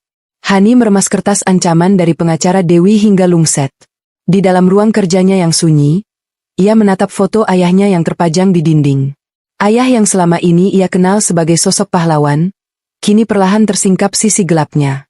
Hani tidak ingin percaya bahwa ayahnya memiliki rahasia yang begitu kotor, hingga bisa menghancurkan reputasi perusahaan triliunan rupiah yang dibangun dengan darah dan keringat ibu. Namun, sorot mata Dewi di penjara kemarin meyakinkan Hani bahwa wanita itu tidak sedang menggertak sambal. Dewi memiliki kartu as yang bisa membuat seluruh keluarga Hani berlutut di kakinya. Tanpa membuang waktu, Hani memanggil Dimas ke rumahnya malam itu juga. Mereka duduk di ruang tengah, di bawah cahaya lampu kristal yang biasanya terasa hangat namun kini terasa dingin dan mencekam. Hani menunjukkan surat ancaman itu. Dimas membacanya dengan dahi berkerut. Sebagai pengacara, Dimas tahu bahwa ancaman pencemaran nama baik bisa sangat fatal bagi perusahaan publik seperti milik keluarga Hani. Jika berita tentang skandal masa lalu ayah Hani mencuat, harga saham perusahaan bisa terjun bebas, dan para investor akan menarik modal mereka dalam sekejap. Hani meminta Dimas untuk menunda kepindahan Sarah dari rumah sakit jiwa sampai mereka tahu pasti apa rahasia yang dimaksud Dewi. Namun, ibu tiba-tiba muncul dari balik pintu kamar. Ibu rupanya mendengar pembicaraan mereka. Dengan langkah yang perlahan namun tetap berwibawa, ibu duduk di antara mereka. Ibu menghela napas panjang dan berkata bahwa sudah saatnya semua kebohongan ini dihentikan. Ibu mengakui bahwa ayah Hani dulu pernah terlibat dalam sebuah skema investasi bodong yang merugikan ribuan orang kecil sebelum akhirnya ia berhasil membangun perusahaan tekstil ini. Dewi adalah orang yang memalsukan semua dokumen audit untuk menyelamatkan ayah Hani saat itu, dan Dewi menyimpan bukti aslinya sebagai asuransi hidupnya. Hani terkejut bukan main. Jadi, kekayaan yang mereka nikmati sekarang sebagian berasal dari penderitaan orang lain di masa lalu? Ibu menunduk, mengakui bahwa itulah alasan mengapa ia selalu sangat dermawan dan sering melakukan bakti sosial. Itu adalah cara ibu menebus dosa suaminya. Ibu berkata bahwa ia siap jika harta ini harus hilang, asalkan Sarah bisa kembali dan mereka bisa hidup dengan tenang. Hani merasa dunianya kembali berguncang. Di satu sisi ia ingin mempertahankan warisan ibu, di sisi lain ia tidak ingin hidup di atas fondasi kebohongan. Keesokan harinya, Hani memutuskan untuk melakukan langkah berani. Ia tidak akan menunggu Dewi menyerang. Hani justru mengundang beberapa jurnalis investigasi senior ke butiknya. Ia memutuskan untuk melakukan pembukaan kartu secara sukarela. Hani menceritakan sejarah kelam perusahaan tersebut, tentang keterlibatan ayahnya dalam investasi masa lalu, dan bagaimana Dewi Savitri menggunakan hal itu untuk memeras keluarganya selama puluhan tahun. Hani menyatakan bahwa perusahaan siap memberikan kompensasi kepada para korban masa lalu melalui yayasan yang akan dibentuknya. Langkah Hani ini sangat berisiko, namun ternyata membuahkan hasil yang tak terduga. Publik justru bersimpati pada kejujuran Hani dan keberaniannya menghadapi masa lalu keluarganya. Saham perusahaan memang sempat turun, namun segera stabil karena transparansi yang ditunjukkan Hani. Dewi yang berada di penjara murka saat mengetahui rencananya gagal total. Senjata terakhirnya telah tumpul karena Hani sendiri yang meledakkannya sebelum Dewi sempat menarik pelatuk. Di saat yang sama, Hani dan Dimas akhirnya membawa Sarah pulang ke rumah besar mereka. Pertemuan antara ibu dan Sarah sangat menyayat hati. Sarah yang tadinya hanya diam membeku, mulai meneteskan air mata saat ibu memeluknya dan membisikkan nama-nama kenangan masa kecil mereka. Sarah mulai mengenali lingkungan rumah itu. Hani melihat pemandangan itu dengan perasaan haru yang luar biasa. Ia merasa rumah ini mulai memiliki jiwa kembali, bukan lagi sekadar bangunan megah yang penuh dengan rahasia gelap. Namun, kebahagiaan itu terusik saat Arga, yang kondisinya mulai membaik di rumah sakit, mengirimkan pesan melalui perawatnya. Arga ingin bertemu Hani, untuk memberikan sebuah kotak yang ia sembunyikan di bawah lantai ruang kerjanya yang lama. Arga berkata bahwa kotak itu berisi bukti bahwa Dewi sebenarnya bukan hanya menculik Arga, tapi Dewi juga terlibat dalam kematian ayah Hani yang selama ini dianggap karena serangan jantung mendadak. Hani merasa jantungnya berdegup kencang. Jika benar Dewi membunuh ayahnya, maka hukuman penjara bagi Dewi tidak akan cukup. Wanita itu harus membusuk di sana selamanya. Hani segera menuju rumah lamanya dan membongkar lantai ruang kerja Arga. Di sana, ia menemukan sebuah kotak besi kecil. Di dalamnya terdapat rekaman suara dan beberapa botol obat kosong yang dosisnya telah dimanipulasi. Hani mendengarkan rekaman itu dengan tangan gemetar. Di dalam rekaman itu, terdengar suara Dewi yang sedang bertengkar hebat dengan ayah Hani beberapa hari sebelum kematiannya. Dewi mengancam akan meracuni obat jantung ayah Hani jika ia tidak segera mengubah surat warisan untuk Arga. Hani menjerit tertahan. Ternyata kematian ayahnya adalah pembunuhan terencana yang dilakukan secara sangat rapi oleh Dewi. Hani segera menyerahkan bukti-bukti baru itu kepada pihak kepolisian. Dimas mendampingi Hani dengan sangat sigap. Dengan adanya bukti sabotase obat dan rekaman ancaman tersebut, status hukum Dewi Savitri naik dari penipuan menjadi pembunuhan berencana tingkat pertama. Dewi tidak akan pernah melihat dunia luar lagi. Hani merasa lega, namun juga sedih karena menyadari betapa jahatnya wanita yang selama ini berada di lingkaran terdekat keluarganya. Malam itu, Hani duduk di taman belakang bersama ibu dan Sarah yang mulai bisa diajak bicara sedikit demi sedikit. Sarah terus memandangi foto Arga saat bayi dengan tatapan penuh rindu. Hani berjanji pada Sarah bahwa ia akan membawa Arga menemui Sarah setelah Arga keluar dari rumah sakit, meski mungkin pertemuan itu harus dilakukan di bawah pengawasan ketat.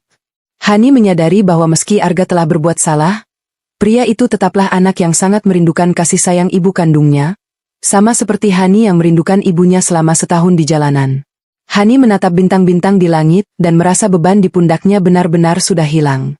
Ia telah membongkar semua rahasia, memaafkan masa lalu yang pahit, dan menyelamatkan orang-orang yang tersisa. Namun, Di tengah kedamaian itu, ponsel Hani kembali berbunyi. Ada sebuah panggilan dari nomor asing.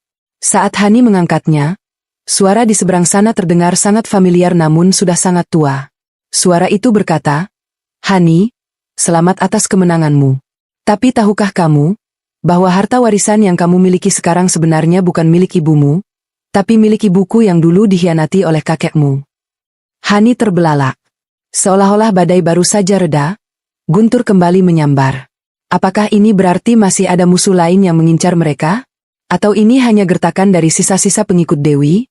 Hani menatap ibu yang tampak tenang, menyadari bahwa perjalanan hidupnya mungkin akan selalu dipenuhi dengan ujian yang tak terduga.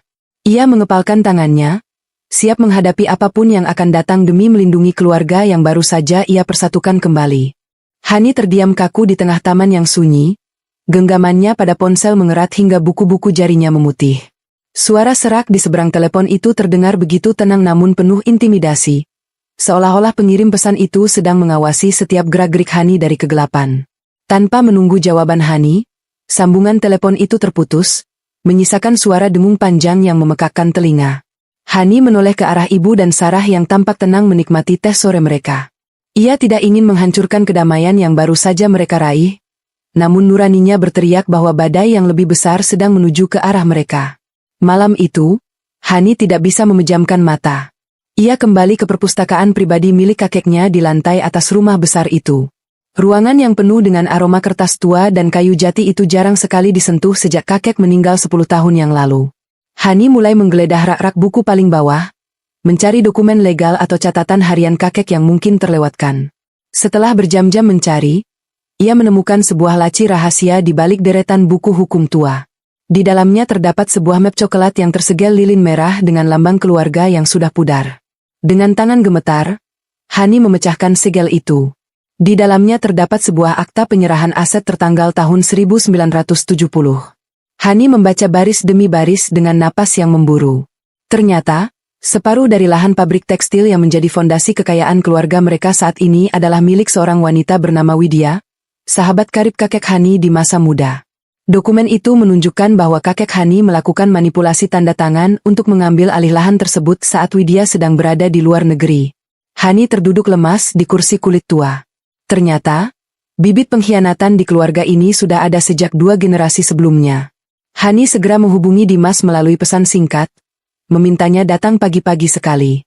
Namun, sebelum fajar menyingsing, gerbang rumah mewah mereka digedor dengan keras.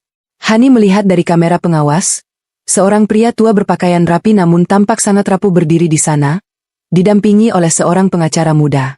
Pria itu adalah putra dari Widya, orang yang menelepon Hani kemarin. Hani memberanikan diri membuka pintu dan mempersilakan mereka masuk. Pria tua itu memperkenalkan dirinya sebagai Baskoro. Ia tidak datang untuk marah, melainkan untuk meminta keadilan yang sudah tertunda selama 50 tahun.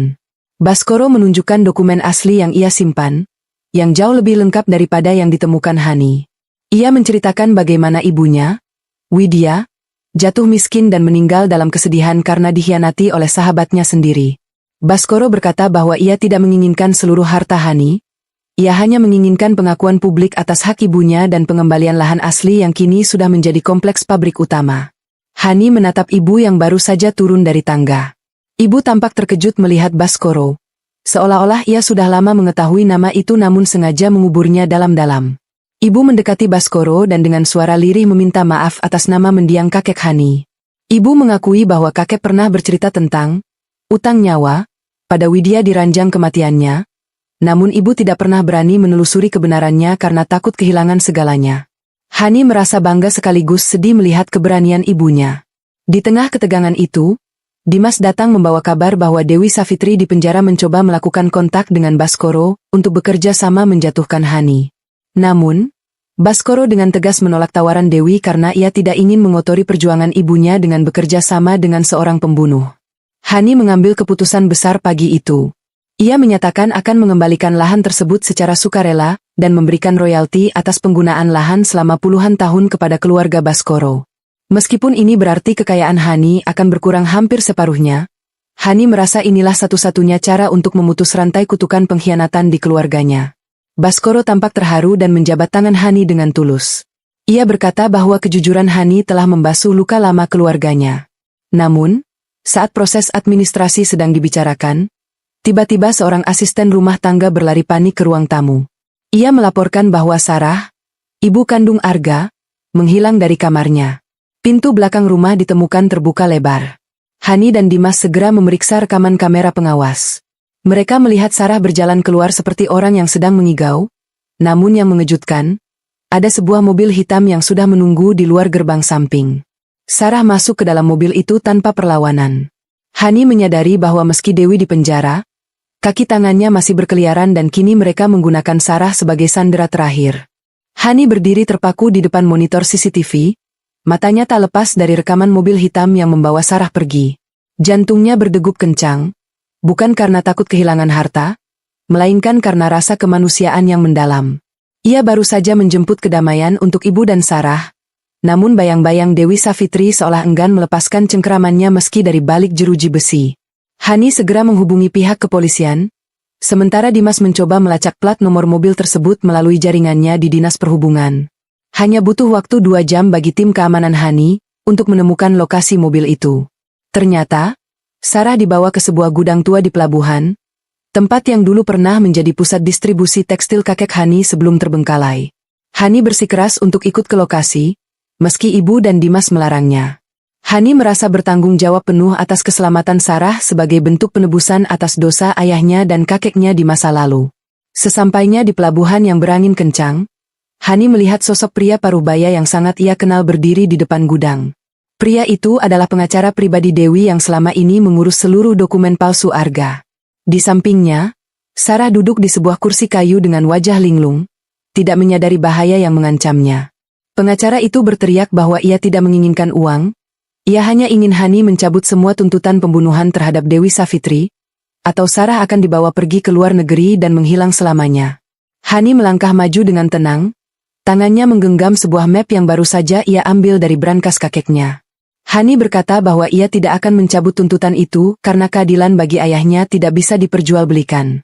Namun, Hani menunjukkan dokumen penyerahan aset kepada Baskoro yang baru saja ia tanda tangani. Hani menjelaskan bahwa seluruh harta yang diincar Dewi kini sudah secara hukum berpindah tangan, atau dalam proses audit ketat. Dewi tidak akan mendapatkan apapun meski ia bebas nanti. Pengacara itu tampak goyah. Ia menyadari bahwa ia sedang membela pihak yang sudah kalah secara finansial dan moral. Di saat yang sama, polisi merangsek masuk dari pintu belakang dan melumpuhkan pria itu tanpa perlawanan berarti. Hani segera berlari memeluk Sarah yang gemetar ketakutan. Sarah menatap Hani dengan mata yang mulai berkaca-kaca. Ia membisikkan satu kata yang membuat Hani terenyuh. Anakku. Meskipun mentalnya terganggu, insting Sarah sebagai seorang ibu mulai pulih. Beberapa minggu kemudian, suasana di rumah besar itu berubah total.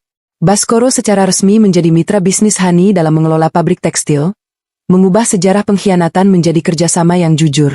Arga, yang sudah pulih sepenuhnya, dijatuhi hukuman penjara atas penipuan dokumen, namun Hani secara rutin membawanya bertemu Sarah di bawah pengawasan ketat petugas.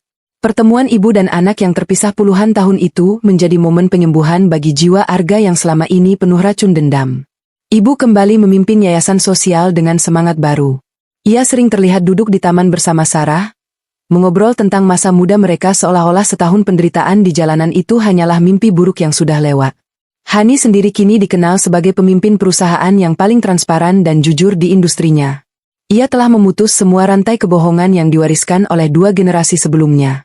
Kisah Hani berakhir bukan dengan tumpukan emas yang semakin tinggi, melainkan dengan meja makan yang penuh dengan tawa dan kejujuran. Hani menyadari bahwa warisan yang sesungguhnya bukanlah tanah atau uang triliunan rupiah, melainkan nama baik dan ketenangan batin yang tidak bisa dibeli dengan apapun. Pesan moral, kejujuran mungkin terasa pahit dan menghancurkan kenyamanan di awal, namun ia adalah satu-satunya fondasi yang kokoh untuk membangun masa depan.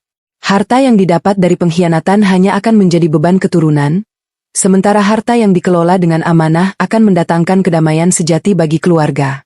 Sahabat cerita Irfa, itulah akhir dari perjalanan panjang Hani dan ibunya. Terima kasih sudah setia mengikuti dari bab pertama hingga bab penutup yang mengharukan ini. Semoga kisah ini memberikan kita pelajaran bahwa sejauh manapun kita lari dari masa lalu, kebenaran akan selalu menemukan jalannya untuk pulang. Jangan lupa untuk like, share, dan subscribe channel Cerita Irfa agar kalian tidak ketinggalan kisah-kisah inspiratif dan penuh misteri lainnya. Sampai jumpa di cerita berikutnya, sahabatku.